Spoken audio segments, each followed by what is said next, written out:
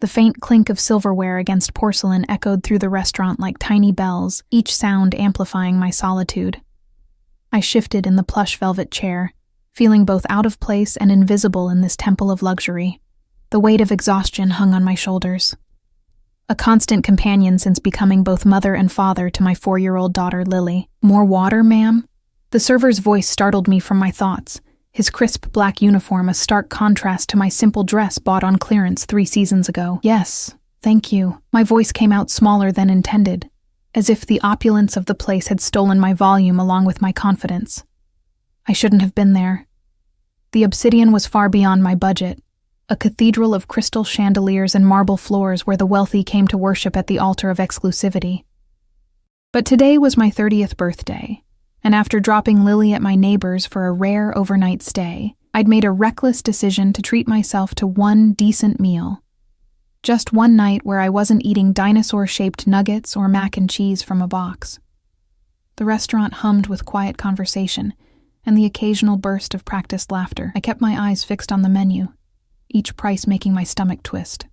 I'd saved for months for this indulgence, tucking away spare dollars from my paychecks at the hospital where I worked as a nurse's assistant.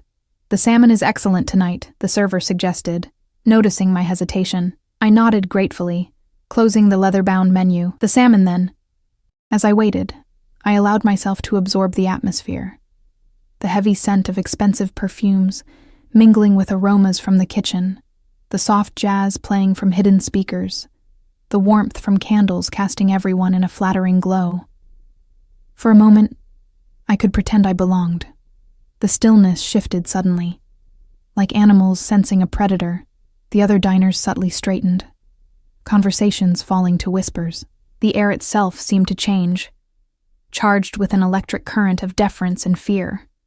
I didn't immediately notice him. Instead, I felt him first, a presence that altered the gravity of the room. My eyes lifted just as he moved past my table, a tall figure in a perfectly tailored suit that made the expensive clothes of other patrons look like department store bargains. Dark hair, cut precisely, framed features that seemed sculpted rather than grown, sharp cheekbones, a strong jaw, and eyes the color of aged whiskey. He was flanked by 2 men whose stiff postures and scanning gazes marked them as security rather than companions. One whispered something in his ear, causing those intense eyes to flick directly to my table. I looked away instantly, heart hammering against my ribs. Something primal warned me not to be caught staring at this man. I pretended to be fascinated by the pattern on my napkin, while feeling the weight of his gaze settle on me like a physical touch. "Who is she?" I heard him ask, voice low, but carrying in the suddenly hushed restaurant. I didn't catch the response, but I felt the atmosphere shift again as he continued toward a private area at the back of the restaurant. Only then did I release the breath I didn't realize I'd been holding. "You've caught his attention," my server murmured, as he returned with my water, his professionally neutral expression betrayed by the tension around his eyes. That was Mr. Castillo. The name should have meant nothing to me, but a shiver traced my spine nonetheless. There was something in the way the server said it, a reverence tinged with fear, that told me this wasn't just any wealthy businessman. My salmon arrived, beautifully plated but now tasting like ashes in my mouth, as I felt occasional glances from the private section burning into my back. I ate mechanically, regretting my decision to come here, wishing I'd chosen the anonymous diner instead. This birthday treat had transformed into an ordeal to be endured. I was nearly finished when the server returned, this time with a glass of dark red wine I hadn't ordered. "Compliments of Mr. Castillo," he said, placing it beside my plate. I didn't order this," I stammered, panic rising in my throat, "and I can't accept. It would be impolite to refuse." The server interrupted softly, his expression conveying what his words didn't. This wasn't a suggestion. My hand trembled slightly as I reached for the glass, taking the smallest sip possible. The wine was rich and complex, probably costing more than my weekly grocery budget. I set it down quickly, determined to finish my meal and leave as soon as possible. When I asked for the check, the server shook his head. "Your meal has been taken care of, Ms. Harper," I supplied automatically before I could stop myself. "Emma Harper. But I can't accept. Mr. Castillo insists." Again, that tone that brooked no argument. I nodded, gathering my worn purse and cardigan. As I stood, I made the mistake of glancing toward the private section. Through a gap in the privacy screens, those whiskey-colored eyes caught mine. Mr. Castillo raised his glass slightly in acknowledgement, his expression unreadable but intense. Something in that gaze made me feel simultaneously seen and hunted. I hurried out, the cool night air a relief after the stifling atmosphere inside. My ancient Honda sat like an eyesore among the gleaming luxury vehicles in the parking lot. As I fumbled for my keys, a sleek black car pulled up beside me, the window lowering to reveal one of Mr. Castillo's security men. Ms. Harper, he said, my name in his mouth sending another chill through me. Mr. Castillo would like to ensure you get home safely. Allow us to escort you. That's really not necessary, I said, backing away slightly. I only live 15 minutes from here. It wasn't a request. His tone remained polite, but the underlying steel was unmistakable. Before I could protest further, the back door opened, and there he was, Alexander Castillo, regarding me with those intense eyes that seemed to strip away my defenses. Please, join me, he said, his voice deep and smooth like the wine he'd sent to my table. I insist. In that moment, I made what would prove to be the most consequential mistake of my life. Instead of running, instead of screaming, instead of causing the scene that might have saved me from what was to come, I slipped into the back seat beside him. The door closed with a soft click that sounded to my ears like a cage snapping shut. Emma Harper, he said, my name on his lips somehow sounding like both a caress and a claim. Tell me, what brings a woman like you to my restaurant? Alone? On a Tuesday night? It's my birthday, I admitted, the words escaping before I could consider them. Something flickered in his eyes, interest, perhaps, or calculation. A birthday should never be celebrated alone. He studied me, gaze lingering on my hands, my face, my simple clothes. You have a child. It wasn't a question. I glanced down at my purse, where a small unicorn keychain, Lily's gift to me this morning, hung from the zipper. A daughter, I confirmed reluctantly. She's 4.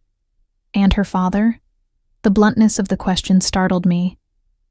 Not in the picture. He nodded, as if confirming something to himself. Address?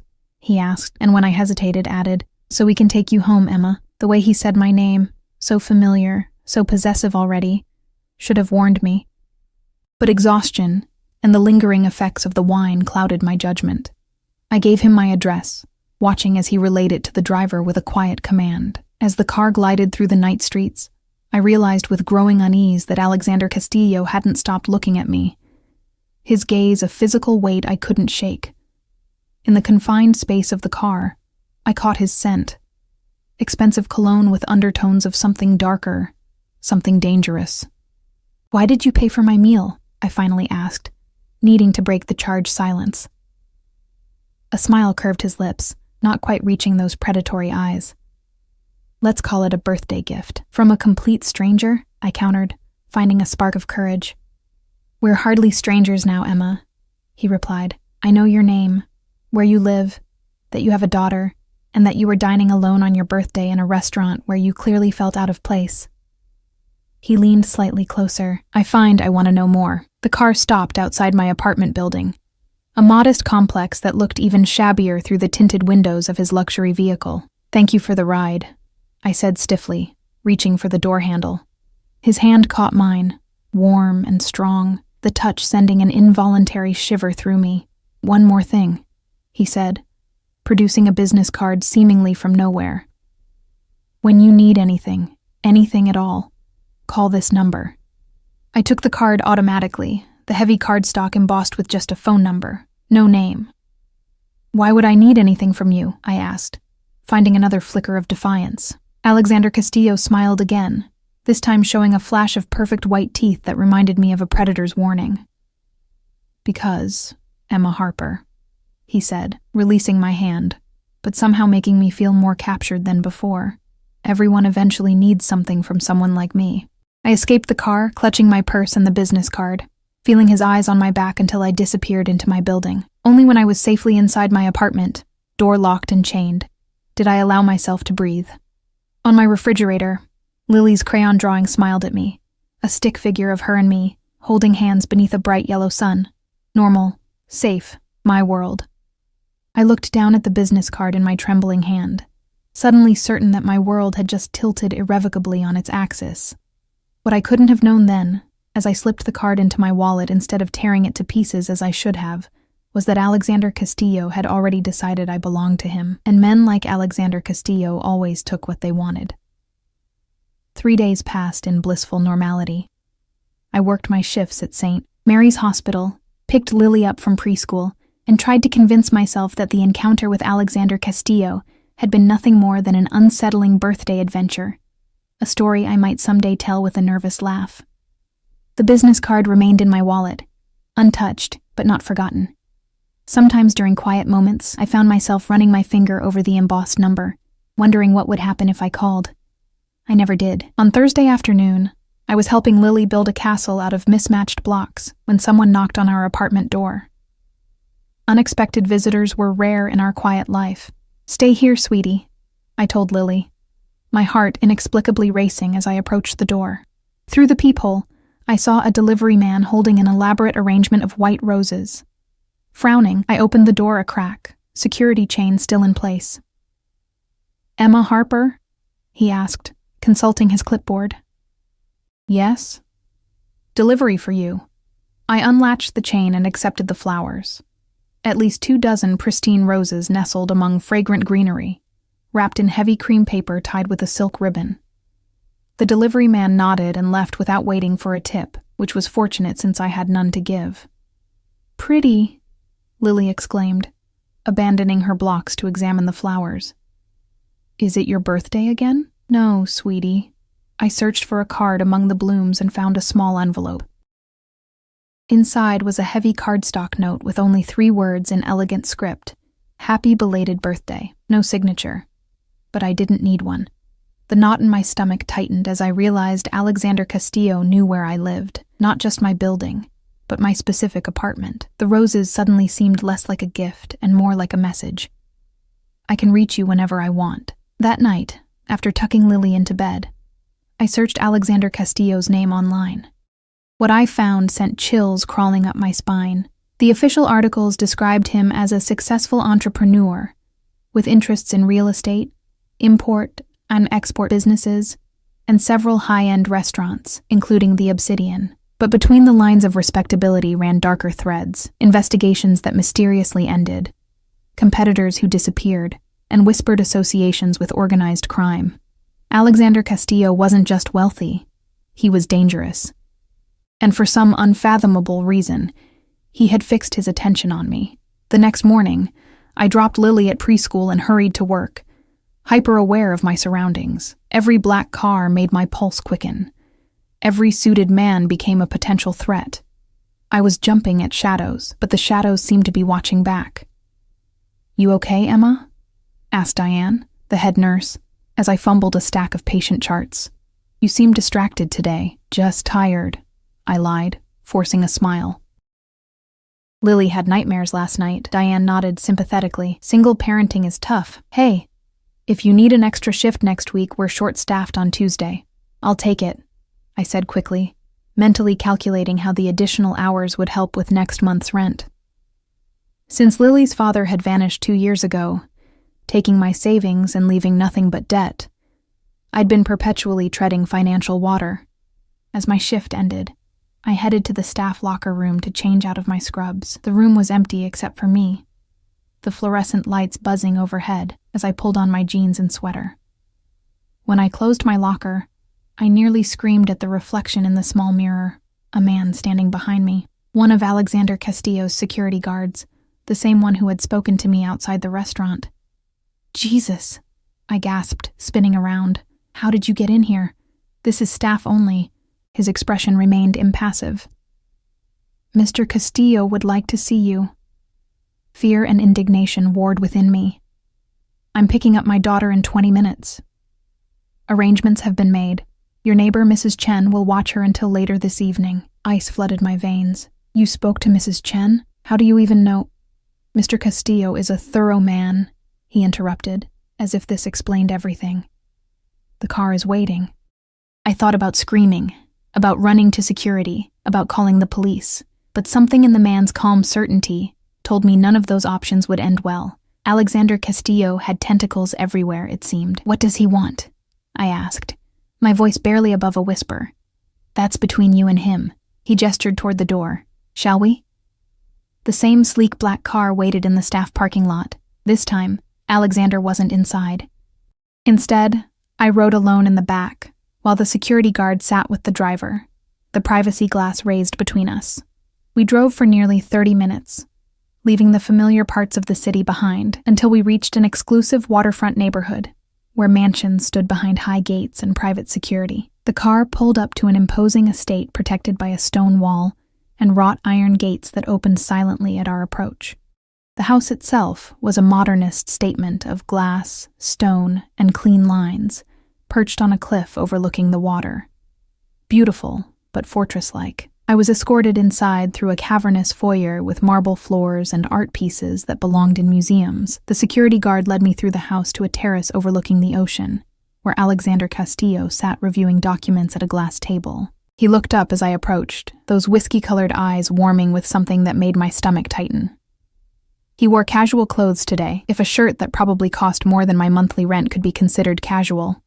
The sleeves rolled up to reveal strong forearms lightly dusted with dark hair. Emma, he said, standing and dismissing the security guard with a slight nod. Thank you for coming. Did I have a choice? The words slipped out before I could stop them. A smile played at the corners of his mouth. There are always choices, but I'm glad you made this one. He gestured to the chair across from him. Please, sit. Would you like something to drink? Water? Wine? Coffee? Water, I said, reluctantly taking the offered seat. The ocean view was breathtaking, the late afternoon sun casting golden light across the waves. He poured water from a crystal pitcher himself, rather than summoning staff, a small gesture that nonetheless felt significant. His movements were precise and controlled, like everything about him. You're upset about the flowers, he said, setting the water glass before me. Not a question. I'm upset that you know where I live, that you contacted my neighbor, that you're interfering with my life, I replied, finding courage in anger. I don't know what you want from me. Alexander studied me with those penetrating eyes. What I want is simple, Emma. Your company. My company, I repeated flatly. You could have anyone. Models, actresses, socialites. Why are you fixated on a single mother who can barely afford to eat at your restaurant? He leaned forward slightly, his gaze never leaving mine, because when I saw you sitting alone in that restaurant, so clearly out of place, yet holding yourself with such quiet dignity, I saw something rare, authenticity. Do you know how unusual that is in my world? I took a sip of water, using the moment to collect my thoughts. So I'm a novelty, a curiosity. You're a mystery I find myself wanting to solve. His voice dropped lower, more intimate. Tell me about yourself, Emma Harper. There's nothing to tell. I work at St. Mary's Hospital. I raise my daughter. I try to make ends meet. And Lily's father? The question hit a tender spot. Gone. He cleaned out our savings and disappeared when Lily was 2. I later found out he had gambling debts. Something darkened in Alexander's eyes. His name? Why does it matter? I hesitated, then relented. Marcus Denton. Alexander nodded almost imperceptibly, as if filing the information away. The casual way he asked, the intensity of his interest, it unsettled me deeply. What do you actually want from me, Mr. Castillo? Alexander, he corrected gently. And I told you, your company, dinner perhaps, conversation. Nothing more complicated than that. Nothing was ever that simple, especially with men like him, and if I say no? He sat back, regarding me calmly.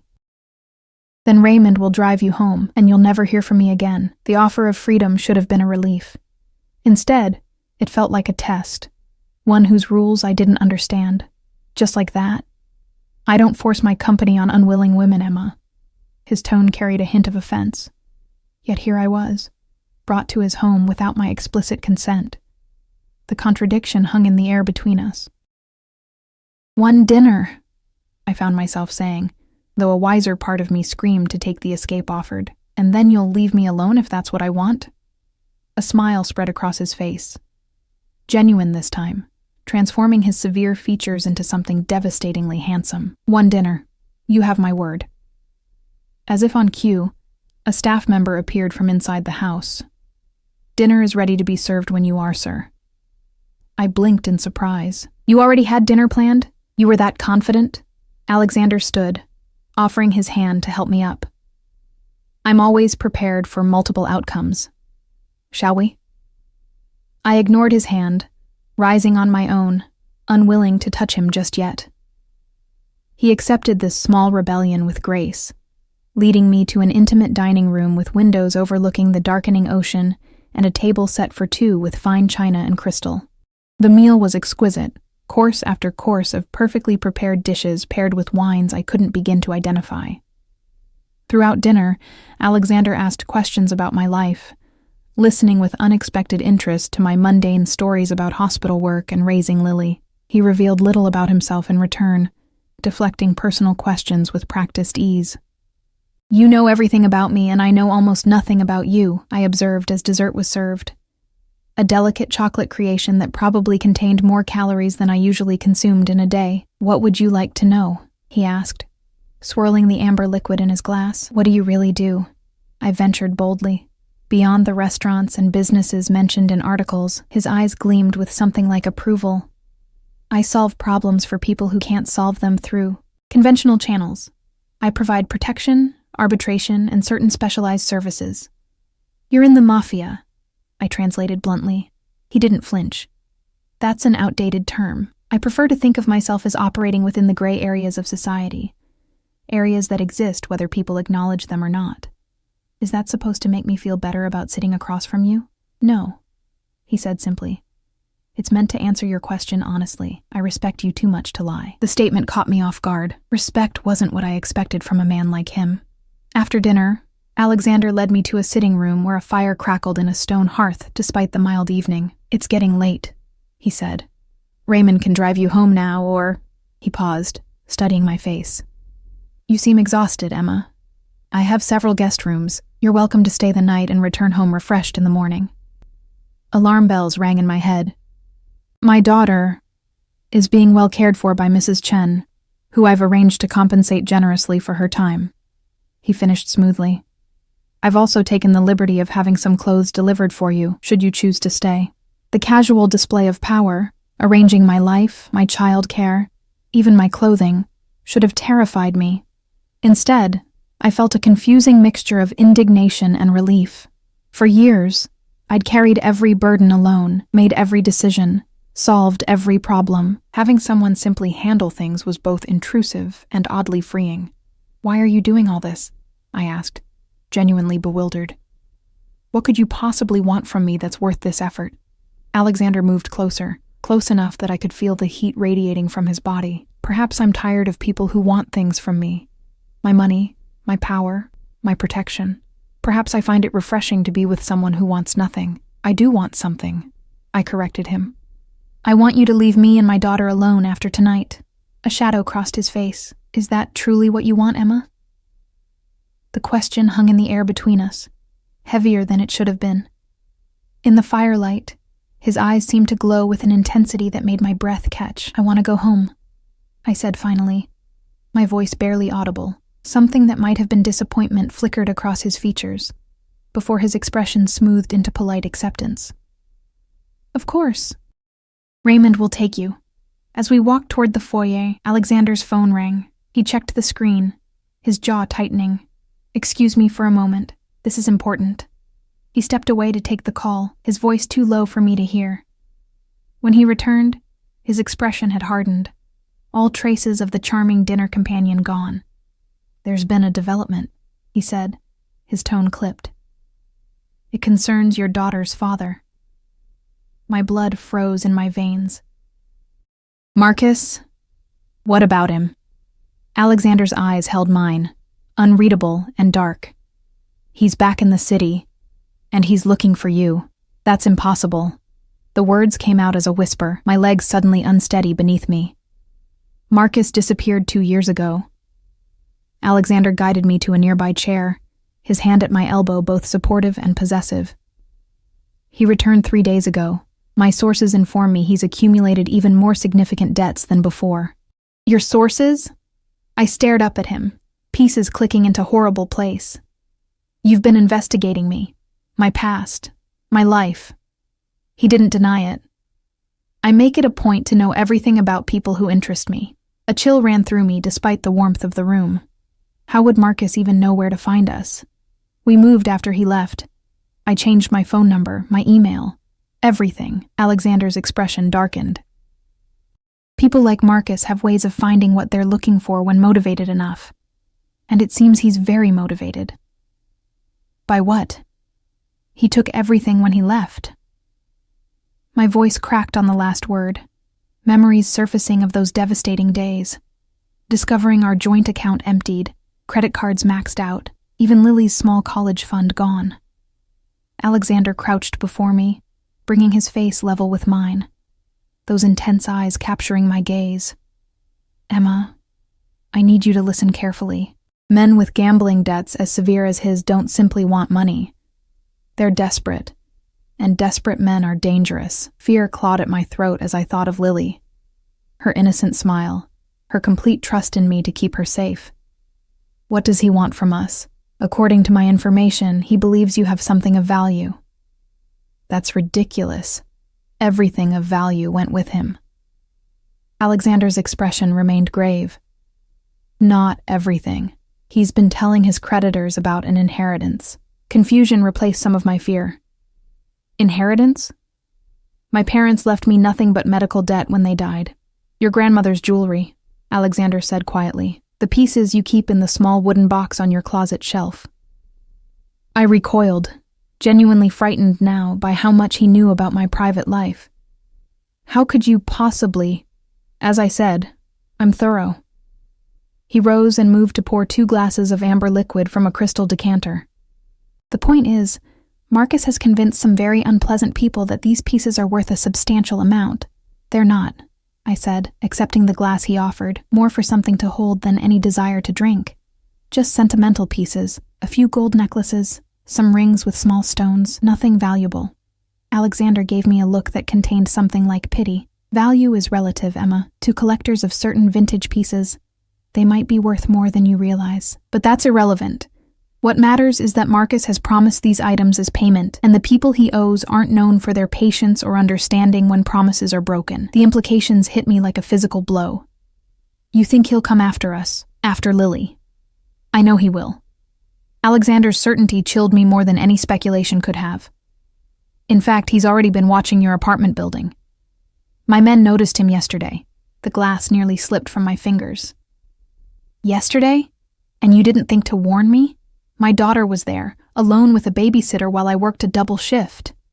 You were never in immediate danger, he said, his tone suddenly cold and authoritative. I've had people monitoring your apartment since the night we met. The revelation should have comforted me. Instead, it intensified my alarm. You've been watching us? For days? Protecting you, he corrected, as if the distinction was crucial. My mind raced through the implications. Alexander Castillo, a man who operated in the gray areas, as he put it, had been having me and my daughter watched. The same man who had somehow discovered intimate details about my life, my past, even the contents of my closet. The same man who had effectively forced me to have dinner with him tonight. And yet, the same man who was now warning me about a very real threat to my daughter's safety. I need to go home. Now. I set down the untouched drink and stood. I need to get Lily and... I stopped, realizing I had nowhere to go, no safe haven, no resources to protect us. Alexander watched the realization dawn on my face. Stay here tonight, he said, his voice gentler now. Both of you. I'll send Raymond to collect Lily and Mrs. Chen. They'll be here within the hour. In your home? With you? The idea seemed both outrageous and, in light of what he'd just told me, grimly sensible. This house has state-of-the-art security, and my most trusted men guarding it. No one enters without my explicit permission. He moved closer, not touching me, but enveloping me in his presence nonetheless. Emma, whatever you may think of me, whatever reservations you have, and they're valid, I can keep you safe, both of you. The sincerity in his voice was compelling. Or perhaps it was simply that I had no better options. Just for tonight, I conceded, hating how quickly I'd gone from defiance to dependence. And tomorrow we figure out a more permanent solution. Something flickered in his eyes, satisfaction perhaps, but it was gone too quickly to identify. Of course, I'll make the arrangements. Within the hour, Lily arrived, sleepy-eyed and confused in her pink pajamas, clutching her favorite stuffed rabbit, Mrs. Chen had packed a small overnight bag with Lily's essentials. "Mama, this house is like a castle," Lily whispered when I scooped her into my arms, her eyes wide as she took in the grand foyer. "Are we on vacation?" "Something like that, sweetheart," I murmured, breathing in her familiar scent of baby shampoo and the faint sweetness that was uniquely hers. "Just for tonight." Alexander appeared at the top of the sweeping staircase, having changed into more casual clothes, though still impossibly elegant. He descended slowly, his eyes fixed on Lily with an expression I couldn't decipher. "You must be Lily," he said when he reached us, his deep voice softening as he crouched to her eye level. "I'm Alexander. This is my home." Lily regarded him solemnly, still clutching her rabbit. "Do you have a swimming pool? Castles always have swimming pools in my books." A genuine smile transformed Alexander's face, making him look younger, almost boyish. "I do, in fact. Perhaps tomorrow your mother will let you see it." "We won't be imposing that long," I interjected quickly. Alexander straightened, that unreadable expression returning. "Let me show you to your rooms. I've had the staff prepare the blue suite. It has connecting bedrooms, so Lily can be close to you." The blue suite proved to be larger than our entire apartment, with a sitting area, 2 bedrooms, and a bathroom that featured a shower big enough for 4 people and a tub that resembled a small pool. Everything was decorated in soothing shades of blue and cream, elegant, but somehow still welcoming. "This is beautiful," I admitted, as Lily explored the rooms with delighted gasps and exclamations. "It's yours for as long as you need it," Alexander said, leaning against the doorframe, watching Lily with that same curious expression. "Is there anything else you require tonight?" I shook my head, suddenly overwhelmed by the day's events. "No, this is more than enough," he nodded, his gaze returning to me. "There are clothes for both of you in the dressers." I had my assistant make some educated guesses about sizes. The thought of him selecting clothing for us, or more likely, instructing some employee to do so, made me deeply uncomfortable, but I was too exhausted to protest. "Thank you. Sleep well, Emma," he said, lingering a moment longer than necessary before turning to leave. At the door, he paused. "My bedroom is at the end of this hallway, should you need anything during the night." His eyes held mine meaningfully. "Anything at all." After he left, I helped Lily brush her teeth and tucked her into the child-sized bed in the connecting room, which someone had thoughtfully prepared with fresh linens decorated with cartoon characters. She fell asleep almost instantly, the day's excitement having worn her out. I took a long shower, letting the hot water wash away some of my stress, before slipping into a silk nightgown I found in the dresser, exactly my size, as promised. The garment was modest enough, but the quality and feel of it against my skin made me acutely aware that it probably cost more than I made in a day. Sleep evaded me despite my exhaustion. I kept replaying Alexander's warnings about Marcus, imagining worst-case scenarios, feeling the walls of some invisible cage closing around me. After tossing for an hour, I slipped out of bed and padded to the sitting area, hoping to clear my mind. Through the windows, moonlight spilled across a landscaped garden and reflected off the dark ocean beyond. The view was breathtaking, but it only emphasized how far I was from my normal life, how quickly everything had changed. A soft knock at the outer door startled me. When I opened it, Alexander stood there, still fully dressed despite the late hour. "I saw the light," he explained, nodding toward the lamp I'd switched on. "May I come in? There are developments we should discuss." I glanced back toward Lily's room, confirming her door was closed, then reluctantly stepped aside. Alexander entered, his presence immediately filling the space in a way that made it hard to breathe. His eyes swept over me in the nightgown, before returning to my face with a heat that made my cheeks warm. "Developments?" I prompted, crossing my arms over my chest. He moved to the small bar in the corner, pouring himself a drink. "Marcus made contact with his creditors this evening. He's promised delivery of the items by tomorrow night." My stomach dropped. "He doesn't have them. He can't get into my apartment." "No, but he's desperate enough to try." Alexander sipped his drink, watching me over the rim of the glass. "Which means we need to consider your options beyond tonight." "We?" The word slipped out more sharply than I intended. His eyes narrowed slightly. "Yes, Emma. We. Because whether you like it or not, your problems and mine have become intertwined." "How exactly are my problems yours?" I challenged, finding a spark of defiance despite my vulnerability, standing before him in borrowed silk in his home. Alexander set down his glass and moved closer, his movement deliberately slow, as if approaching a frightened animal.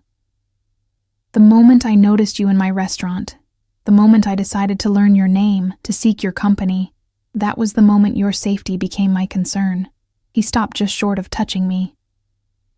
"And I protect what's mine. I'm not yours," I whispered, even as something deep inside me responded to his possessive tone. "Aren't you?" His voice dropped lower, intimate, in the quiet room.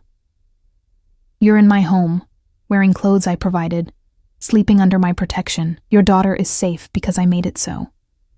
The truth of his words stung. In less than a week, I had become dependent on him in ways I couldn't have imagined. The independent life I'd built since Marcus left suddenly seemed fragile, an illusion of security that had shattered at the first real threat. "What are my options then?" I asked, hating the tremor in my voice.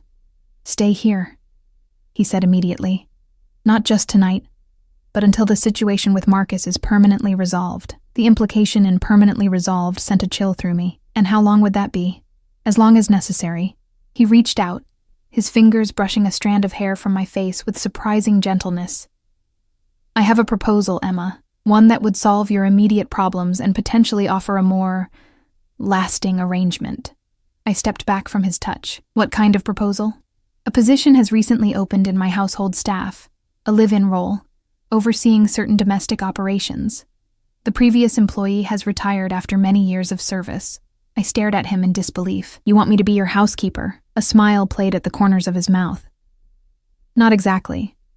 The role is more of a household manager, overseeing staff schedules, managing social calendars, ensuring the smooth operation of this and my other properties. It comes with a generous salary, private accommodations for you and Lily, and all living expenses covered. Lily would have access to the best schools, the best opportunities." The offer was both tempting and terrifying. "And what would you expect in return for this generosity?" His eyes darkened. "Your presence, your loyalty." He moved closer again, this time not stopping until bare inches separated us. "I find I enjoy having you near, Emma. The rest would develop naturally if you were amenable." The implication was clear. This wasn't just a job offer, it was something far more complicated and dangerous. An arrangement where the lines between employee and something else would inevitably blur. "And if I say no, then I'll still ensure your safety until the Marcus situation is resolved. I'll help you find suitable accommodations elsewhere, perhaps in another city where he can't find you. I'll make sure you and Lily are financially secure." His expression remained impassive. "I told you before, I don't force my company on unwilling women." Yet the power imbalance between us made any notion of choice seem almost laughable. He held all the cards, the resources, the information, the protection Lily and I desperately needed. "I need time," I said finally. "To think." He nodded, satisfaction evident in his expression. It wasn't a rejection, and he knew it. "Of course. Take all the time you need." As he turned to leave, a sudden thought occurred to me. "Alexander," I called after him, the first time I'd used his first name voluntarily. "How did you know about my grandmother's jewelry?" "Really?" He paused at the door, considering me for a long moment. "When I became interested in you, I had your apartment thoroughly searched. Standard procedure when I'm considering bringing someone into my life." The casual admission of such a profound violation left me speechless. "Rest well, Emma," he said, closing the door behind him, leaving me alone with the uncomfortable knowledge that my life had already been changed beyond recognition, and that some part of me, some traitorous, previously unknown part, didn't entirely mind. I returned to bed where sleep continued to elude me. In the connecting room, Lily slept peacefully, unaware of the dangerous currents swirling around us, currents that seemed increasingly likely to sweep us into Alexander Castillo's world permanently. Morning arrived with disorienting brightness. For a moment, lying in the luxurious bed, I couldn't remember where I was. Then reality came flooding back. Alexander Castillo, Marcus's return, the proposal that had kept me awake most of the night. Lily's excited voice drifted from the connecting room. Following the sound, I found her sitting cross-legged on her bed, chatting animatedly with a woman in a crisp uniform who was arranging a breakfast tray. "Mama, look, pancakes shaped like bunnies," Lily exclaimed, pointing to the elaborately presented breakfast. The staff member straightened, offering me a polite smile. "Good morning, Ms. Harper. Mr. Castillo asked that breakfast be served in your suite. He thought Miss Lily might enjoy it."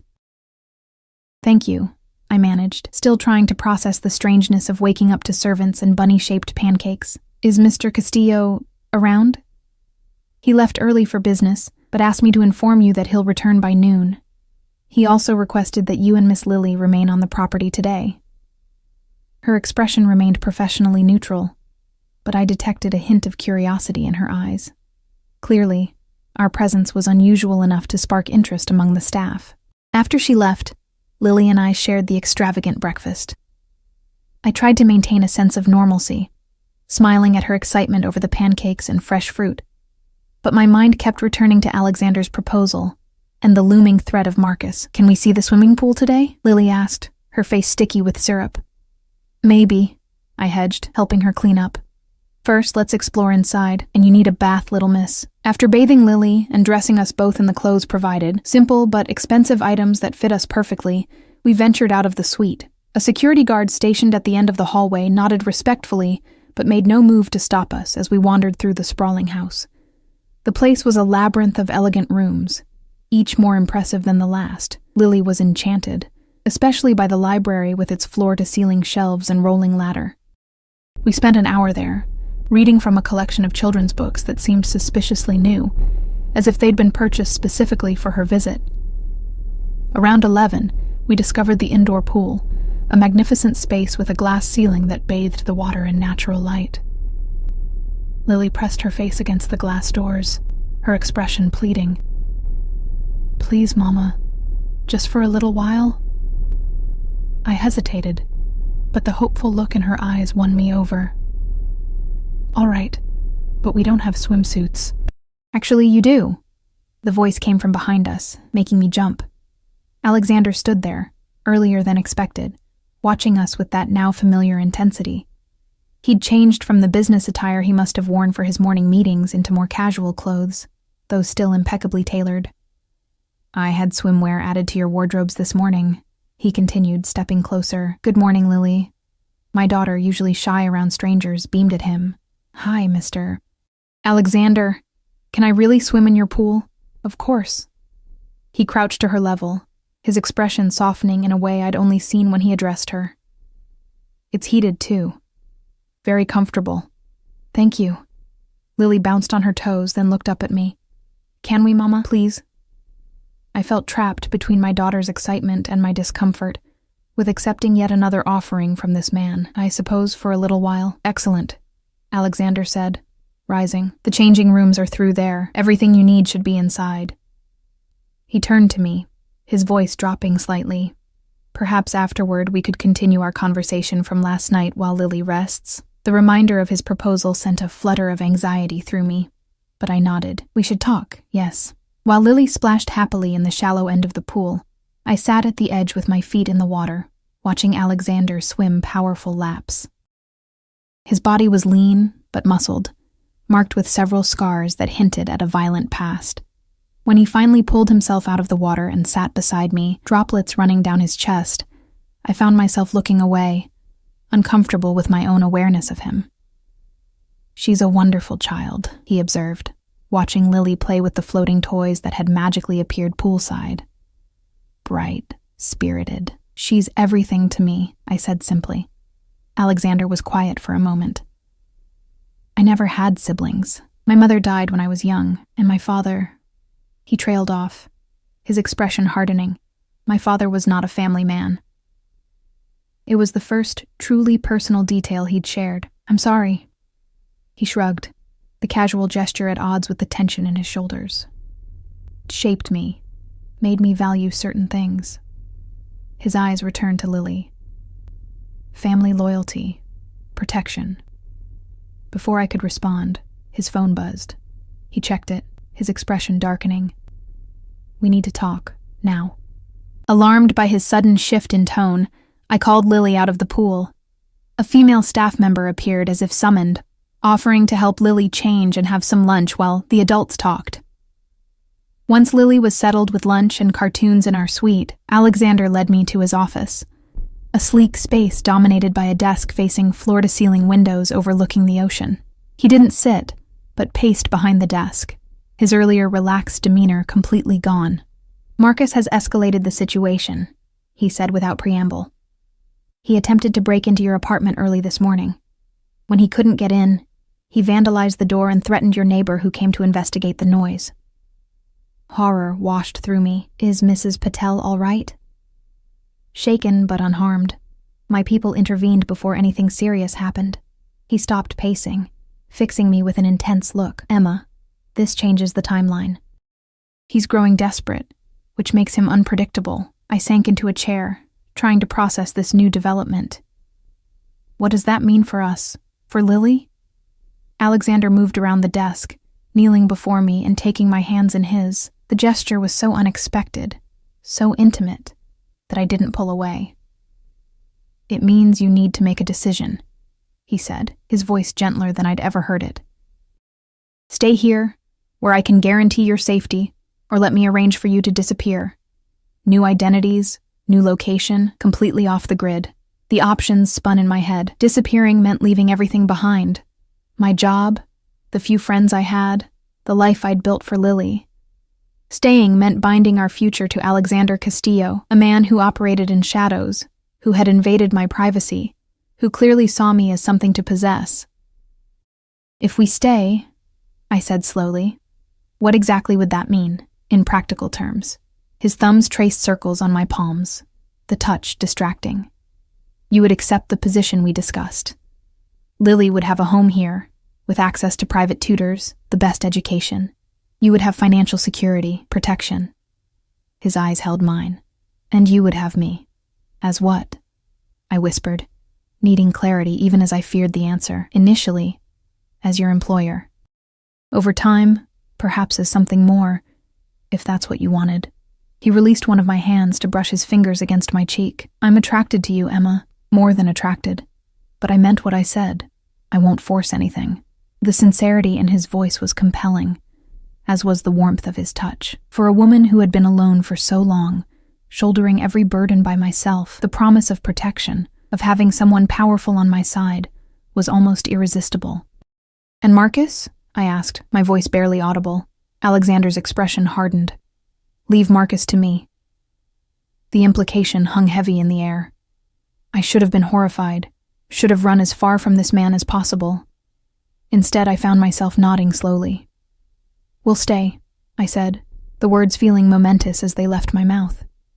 At least until the situation with Marcus is resolved. After that, we'll see. Satisfaction gleamed in Alexander's eyes. He raised my hands to his lips, pressing a kiss to my knuckles that sent an unexpected shiver through me. A wise decision. He rose, returning to business mode so quickly I felt dizzy from the transition. I'll have your things brought from the apartment today. Is there anything specific Lily needs that might not be obvious? I listed a few of Lily's favorite toys and books, still trying to process the choice I'd just made. Had I sold my soul for security? Or was I simply making the best decision for my daughter in an impossible situation? There's one more thing, Alexander said, watching me closely. Marcus contacted your phone several times this morning. Threatening messages. My blood ran cold. My phone is in my purse in the bedroom. I haven't checked it. I had my security team monitor communications to your devices since the situation developed, he explained, unapologetic about yet another invasion of privacy. The content of the messages concerns me. He's becoming increasingly unhinged. Before I could respond, a knock at the door interrupted us. One of Alexander's security men entered, his expression grave. "Sir, we have a situation. Marcus Denton has been spotted near the property perimeter." Alexander's entire demeanor changed in an instant, his face hardening into something dangerous and cold. He issued rapid commands about security protocols and surveillance, then turned to me. "Stay here," he ordered, no trace of the gentle man who had kissed my hands moments before. "Lock the door behind me.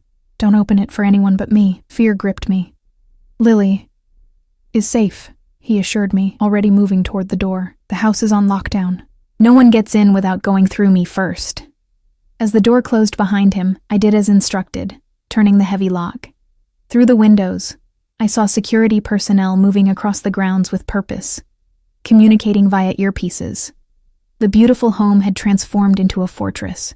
I sank back into the chair, the magnitude of my decision crashing over me like a wave. In the space of 5 days, I had gone from independent single mother to being under the protection and power of a man who operated outside the law, a man who clearly wanted more from me than just my presence in his home. And the most frightening realization of all? Part of me wanted to give it to him. Time crawled by in Alexander's office. Through the windows, I watched security personnel patrolling the grounds, their movements precise and coordinated. Twice I tried calling the suite where Lily was staying, but no one answered, intensifying my anxiety. After 30 agonizing minutes, the office door unlocked. Alexander entered, his expression grim but controlled. Behind him stood 2 of his security men, flanking a third person whose appearance made my blood freeze, Marcus. Thinner than I remembered, his once handsome face haggard and marked by a fresh bruise blooming along his jaw. His hands were secured behind his back, and his eyes, when they found mine, contained equal parts hatred and fear. "Emma!" he spat, struggling against the men holding him. "Still hiding behind others, I see." Alexander's hand shot out, gripping Marcus's throat with such sudden violence that I gasped. "You speak to her with respect," he said, his voice deadly quiet, "or you don't speak at all." Marcus's face reddened as he struggled for breath until Alexander released him with a look of disgust. "Leave us," Alexander commanded his men. "Wait outside." They exited without question, leaving the 3 of us in a triangle of tension so thick it seemed to distort the air. "Sit," Alexander told Marcus, pushing him roughly into a chair before turning to me. His expression softened fractionally. "Are you all right?" I nodded, unable to form words, my eyes fixed on the man who had once promised to love me forever, who had fathered my child, who had abandoned us both and stolen everything we had. "Your ex-husband has quite a story," Alexander continued, leaning against his desk, his posture relaxed but his eyes vigilant. "He seems to believe you're hiding assets that rightfully belong to him." Marcus glared at me. The jewelry was my grandmother's, not hers. She took it when I left. "Liar," I whispered, finding my voice at last. "Those pieces were from my grandmother. You knew that. You were with me when my mother gave them to me after she died. Always the victim," Marcus sneered. "Tell that to the men who are going to kill me if I don't deliver what I promised." Alexander observed our exchange with cold interest. "Mr. Denton here owes considerable sums to some very unpleasant people even I prefer not to do business with." He moved to stand behind Marcus's chair, his hands resting on the back in a gesture that appeared casual but contained unmistakable menace. "He's managed to convince them that your family heirlooms are worth enough to clear his debts." "They're not," I said, meeting Marcus's desperate gaze. "They're just old pieces with sentimental value." "You're lying," Marcus hissed. "Your mother told me they were valuable, antiques, worth at least 50,000. I shook my head, genuine confusion joining my fear. "That's impossible. My mother barely had enough money for rent most months. If those pieces were valuable, she would have sold them during one of her many financial crises." Something in my tone must have convinced him because Marcus's expression crumbled from anger to despair. "No," he whispered. "No. They have to be worth something. They have to be." "How much do you owe?"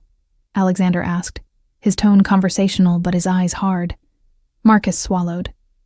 70,000, plus interest. "And who holds this debt?" "The Vega brothers." Alexander's expression darkened further. "Unwise associations, Mr. Denton." The name meant nothing to me, but clearly, it held significance for Alexander. He circled the desk and pressed a button on his phone. "Bring in the box." Moments later, one of his men entered carrying a familiar wooden container. My grandmother's jewelry box. He placed it on the desk and exited without a word. Alexander opened it, revealing the modest collection inside. A gold locket, 2 rings with small stones, a pearl necklace, and a few other pieces. Nothing that looked particularly valuable to my untrained eye. "Is this what you were looking for?" he asked Marcus. Marcus stared at the open box, his expression desperate. "Yes. That's it." Alexander picked up one of the rings, examining it in the light. "Costume jewelry," he said dismissively. "The stones are glass. The metal is gold-plated at best." He set it down and selected another piece. "This one might fetch a few $100s from a vintage dealer, nothing more." Marcus made a sound like a wounded animal. "That can't be right. It can't be." "I had an appraiser examine these pieces yesterday," Alexander continued mercilessly. "Total value, approximately $2,000, hardly enough to cover what you owe the Vegas." The revelation hit me with unexpected force. Alexander had not only located my jewelry, but had it professionally appraised, all without my knowledge. The violation should have outraged me.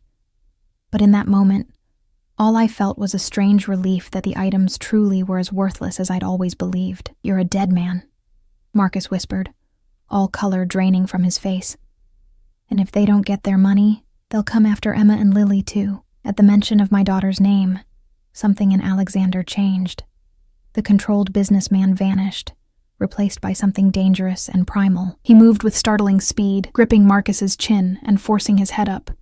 "Let me be perfectly clear," he said, his voice barely above a whisper, yet somehow filling the room. "Emma and Lily are under my protection now. My name, my roof, my resources. If anyone threatens them, they answer to me." The implications of his words settled over us all. My status in Alexander's household was being publicly declared, not just to Marcus, but to whoever might come looking for him. "The Vegas work for me," Alexander continued, releasing Marcus with a small shove. "Their operation falls under my territory, a fact you would have known if you'd done even minimal research before borrowing from them." Marcus's expression morphed from terror to confusion. "They work for you?" "Indirectly, but yes." Alexander straightened his cuffs, a casual gesture at odds with the tension in the room. "Which means your debt is now mine to resolve." Hope flickered across Marcus's face. "You'll pay it?" Alexander's laugh was short and without humor. "No. But I'm offering you a choice, Mr. Denton. Option 1. I call the Vegas, explain that you attempted to defraud them with worthless collateral, and let them handle you as they see fit." He paused, letting the implication sink in. "Option 2. You disappear. New identity, new location. Far from here. You never contact Emma or Lily again. You forget they exist." "And my debt?" Marcus asked, visibly trembling now. "Considered paid, with interest." Alexander's eyes were cold, in exchange for you vanishing permanently from their lives. I watched this negotiation for my future, for Lily's future, unfold with a surreal sense of detachment. The man I had once loved, who had fathered my child, was being offered a chance to walk away from us forever, and some part of me knew that Alexander's offer wasn't generosity, it was possession. He was removing a competitor, clearing his path to us. "How do I know you'll keep your word?" Marcus asked, his earlier bravado completely gone. "You don't," Alexander replied simply, "but considering your alternatives, I suggest you take the risk." He glanced at his watch. "You have 30 seconds to decide." Marcus looked at me, really looked at me for the first time since entering the room. "Emma, is this what you want? To stay with him? Do you know what he is?" The question cut through my numbness. Did I know what Alexander was? A criminal, certainly. Dangerous, undoubtedly. A man who had invaded my privacy, manipulated circumstances to bring me into his orbit, and was now effectively purchasing my ex-husband's permanent absence. But also, a man who had protected my daughter when no one else could. Who had offered us security after years of struggling alone. Who looked at me with a hunger that made me feel simultaneously valued and vulnerable. "I know enough," I said finally. "Just take the deal, Marcus. It's better than you deserve." Something like regret flashed across his face. "I'm sorry," he said quietly.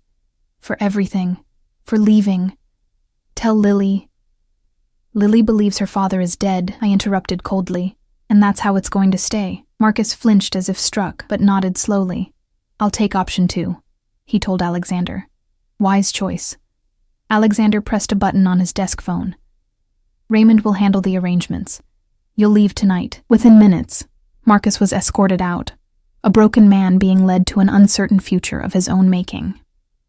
As the door closed behind him, the office fell silent, except for the distant sound of waves against the cliffs below. Alexander moved to a cabinet, poured 2 glasses of amber liquid, and brought one to me. "Drink," he suggested. "It helps." I accepted the glass, taking a small sip that burned all the way down. "What happens now?" I asked, my voice steadier than I felt. "Now?" He sat on the edge of the desk, studying me with those intense eyes. "Now you begin your new life here, with me and Marcus. We'll be on a flight to South America tonight. New name, new documentation, enough startup money to establish himself somewhere remote. He'll be warned that any attempt to contact you or return to the country will void our arrangement."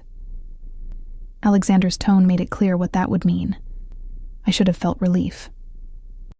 Instead, I felt unmoored, caught in a current much stronger than myself. "And us?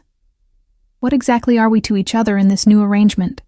Alexander set down his glass and moved to kneel before me, taking my free hand in his. "Whatever you want us to be, Emma. I meant what I said before. I won't force anything. You'll have your position here, your own space, your independence." "But you want more," I stated, meeting his gaze directly. "Yes," he admitted without hesitation.